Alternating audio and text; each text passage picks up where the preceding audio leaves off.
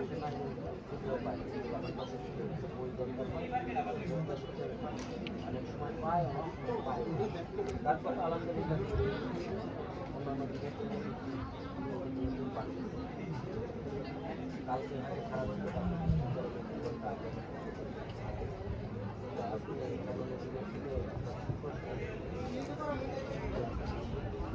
আচ্ছা, এই যে বলছিলেন আহমদ মুস্তফা কিংবা আমাদের চিরায়ত যে বইগুলো সেই তার মানে তো আমরা বুঝতে পারি যে আমাদের খুব ভারী কিছু পাঠক আছে যারা একেবারে সাহিত্য নিয়ে যারা কাজ করেছে বা সাহিত্য যাদেরকে আমরা চিনি তাদের বইটা খুঁজে নেই।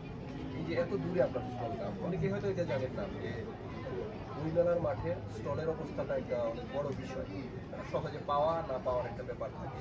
তো এত দূরে এসে আহমদ ছফা বা চিরায়ত সাহিত্যগুলি খুঁজে নিচ্ছে, আপনার কি মনে হয় নতুন সাহিত্যিকরা সেভাবে আকৃষ্ট করতে পারছেন না পাঠকদের যেভাবে করে গেছেন পুরোনো?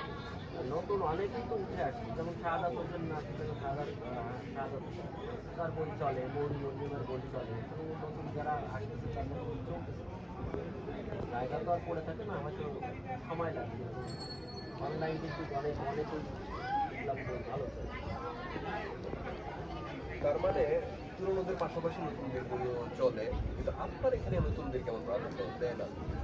আমি আসলে নতুনদের পুরানদের পাশাপাশি নতুনদেরও জায়গা দেই এবং লেখকও তৈরি করি। আমার কাছে শব্দদহন একটা বই আছে।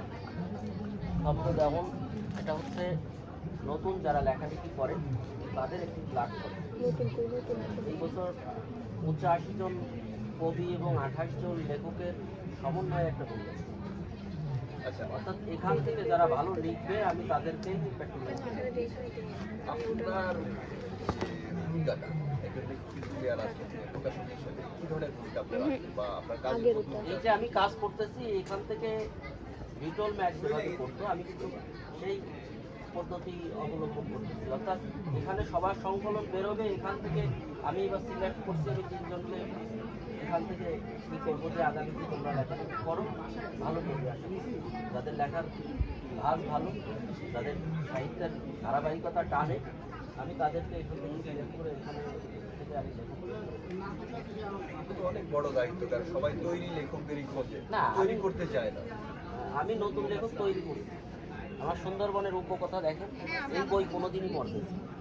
সুন্দরবনের অ্যাডভেঞ্চার এই বই কোনোদিনই মরবে না। এরপরে একটা উপন্যাস লিখছে, উনি হাত দিয়ে কলম ধরতে পারেন না, মিরাল তাই তার বই আমি এই বই মেলার মাঠে 800 বই আমার বইটা পড়েও নেই, টুকটাক টুকটাক করে দেখা গেছে 2 কপি 1 কপি প্রতিনিয়ত যায়। সেক্ষেত্রে লেখক যে তৈরি করতেছি না তা না। ভালো লেখা হইলে সে দাঁড়াবেই, হয়তো সময় লাগবে, কারণ এটা ছড়াইতে তো সময় লাগবে। কারণ একটা লেখা একজনের লিখছে, একজনের পড়ার পরে সে আর একজনকে ইন্সপায়ার করে যে এই বইটা ভালো লিখছে, আপনারা দেখতে পারেন, এই বইটা কিনে দেখতে পারেন, এই বইটার লেখা ভালো। এইভাবেই আসলে ছড়াই যাবে না। সেই ধাপগুলো পার হতে একটু সময়ের ব্যাপার, তো অবশ্যই ধৈর্যটা থাকতে হয় লেখকের প্রকাশকের। এই জন্য তো আমি পুরানদের পাশাপাশি এই যে নতুন আমার পুরান দিয়ে প্রতিষ্ঠান বেঁচে থাকবে, নতুন কিছু আবার হয়তো ঘুরে দাঁড়াবে, সেই প্রচেষ্টাই আছে।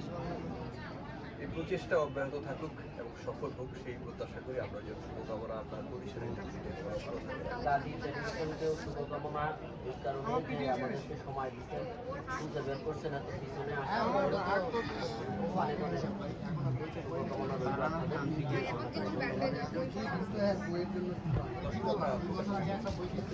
কিভাবে তারা লেখক তৈরি করেন, অর্থাৎ একজন লেখক কিভাবে সামনে দিয়ে আসে, নতুন লেখক হন, তাদের মতো প্রতিষ্ঠানের শরণাপন্ন হতে পারেন আশা করছি আমি।